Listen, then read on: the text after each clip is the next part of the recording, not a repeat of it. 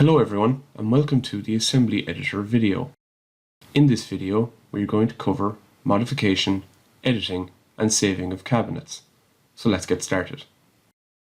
To open the Assembly Editor, we first need to draw a wall and add a cabinet to a job. Click Walls on the sidebar. Then left-click to start the wall. Move our cursor to the right, then type in our wall size, say 4 meters, then click Enter. Then we can press Escape to end the wall command. Click Return in the top left. Click on Catalog, navigate to Base Cabinets, and finally Standard Base. Drag the cabinet onto the wall, left-click to place the cabinet. Double left-click on the cabinet to open the Assembly Editor. Looking at the ribbon bar, we have some familiar options, such as the clipboard, the zoom functions. There are also new options such as window mode. Window mode allows us to split the screen into 3 separate panels. Normal window is the screen we are currently on. Split horizontal shows us 1 large panel on top and 2 smaller panels beneath. Split vertical gives us 1 larger panel on the left and 2 smaller panels on the right. We can change the panels to different views. Currently, I have my large one set to section, top right is set to 3D view, and bottom right is set to reports. The next options on our ribbon bar are section face and section interior. Section face allows us to divide the front of the cabinet into any combination of doors, drawers, panels, and open sections. To do so, we simply left-click on the face of the cabinet. Then on the ribbon bar, we have 4 splitting options. Horizontal split divides the face horizontally. Now we have a drawer on top and a door underneath. Vertical split divides the face vertically. Now we have a pair of doors beneath the drawer. Horizontal multi-split, we select the amount of horizontal openings required, select the type of face we want to create, then click OK. This will create 3 drawers on the left. Finally, we have vertical multi-split, which does the same but vertically, creating 2 doors on the right of the cabinet. The 3D automatically updates as well as the reports, giving us live feedback of our requirements. Now that the face of the cabinet is complete, we need to section interior. To delete all interior parts and begin with a clean slate, click the Delete button and select Yes to delete all internal parts. This will only delete internal parts, not doors or drawers. Horizontal split adds an adjustable shelf to the middle of a highlighted area. You can also left-click and use Delete on the keyboard to remove a part. To add a fixed shelf below the top drawer, click Horizontal Split and click on the dotted line. This will add a fixed shelf beneath the drawer. Vertical Split will add dividers and partitions to the cabinet. As you can see, the drawer holes and hinge holes automatically get added to the partition. Horizontal multi-split adds multiple shelves to a section. I'm going to split the right section into 3 equal openings with adjustable shelves. Vertical multi-split adds multiple dividers or partitions to a section. Next, let's look at moving and modifying parts. If we left-click on the fixed shelf, we get more options. Here, we can select what type of shelf we are using. Adjustable shelves are standard shelves with line boring. Fixed shelves are permanent, usually fitted with dowels, screws, or some other connector. Roll-out trays are also known as internal drawers. And drawer stretchers are rails for strengthening the cabinet. Below this we have position. Position allows us to move the shelf up or down by half the thickness of the material. Adjustments allow us to increase and decrease individual parts. Click on the adjustable shelf. The depth is -20, meaning the shelf depth is reduced by 20 millimeters. Change this to -50. If we check the report, we can see one shelf is now smaller than the other. Clicking on an opening, we can change the size.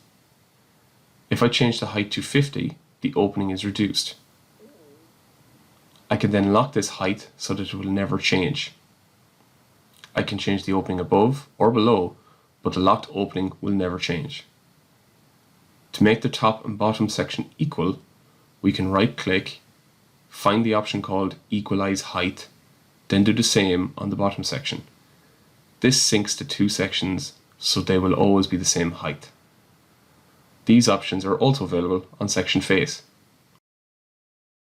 Next, we are going to modify the properties of a cabinet. I'm going to add another cabinet at room level. Open the assembly editor. Click Properties in the ribbon bar.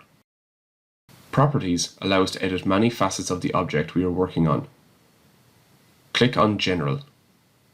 This opens a new window where we can edit the object's name, description, and size. The Construction tab allows us to change the construction of our cabinets and drawer boxes. If we change the construction to frameless Rayfix, then the cabinet will be assembled with Rayfix connectors. Materials tab lets us change the object's material. The standard material schedule controls the default materials of the cabinet. I will set mine to MFC white 18mm. The exposed interior is only used if we set exposed interior to yes in the case tab. This is typically used on a cabinet with glass doors where the interior will be seen by the customer. In the Doors tab, we can change the style of door being used on a specific cabinet. To change the door, click the name of the door, then click the button with 3 dots. This will open a new menu. On the left, we have our door catalogs. If I click the slab catalog, then click the slab door, and then OK, this will change the door and we can change the door material the same way. Hardware allows us to change pulls or handles, drawer guides, and the hinges being used on the cabinet. Under the Case tab, we have the option to change the type of top we are using on the cabinet, turn on and off the bottom of the cabinet. We can also alter the scribes. Backscribe normally controls the void or space at the back of the cabinet. Changing this will move the back of the cabinet in and out. In the Reveals tab, we can change the gaps between doors and drawers. In the Toe tab, we can alter the toe height and recess of the toe. Click OK to activate all of our changes.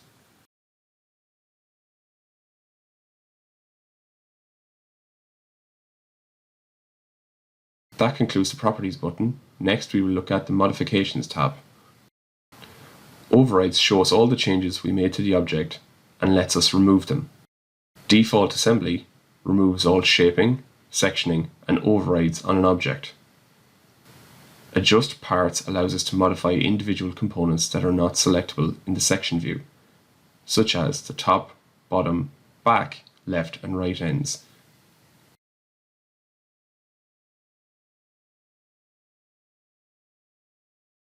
Hide Parts removes a part from the cabinet.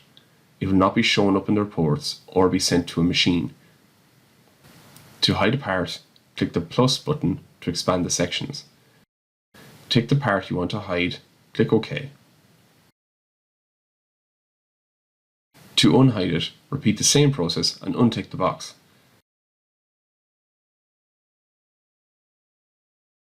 Modify Assembly shapes the cabinet. Radius allows us to make convex or concave cabinets. Tick left end to enable the drop down beside it. Clip takes a 45-degree cut and the amount is the length of the 45-degree cut. Radius curves the cabinet on that end. Angle shapes the cabinet into a wedge shape. I will change this to 15 to demonstrate. To remove any shaping, you can open Modifications, Overrides, click on the override, then click Remove and OK.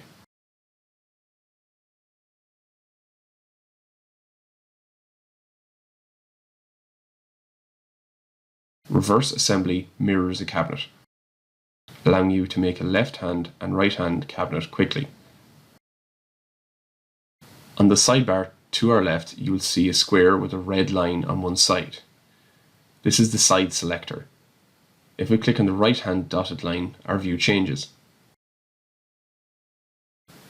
Now we can change the end type on this cabinet by clicking Automatic and then on the drop-down. Automatic is the default. It means if the cabinet is beside another cabinet, the end will be unfinished. But if the cabinet is not touching another cabinet, then the end will be finished or seen by the customer. Clicking a different option from this list will change our end type.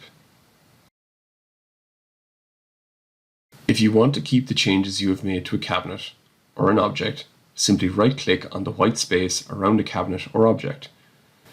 The Save icon will overwrite your existing cabinet of the same name. When you click it, a submenu will open. Here, you can choose certain aspects to preserve. Click OK to save the cabinet or Cancel to exit saving the cabinet. Save As works the same way, except now we get the choice of where to save our cabinet. That concludes our Assembly Editor video.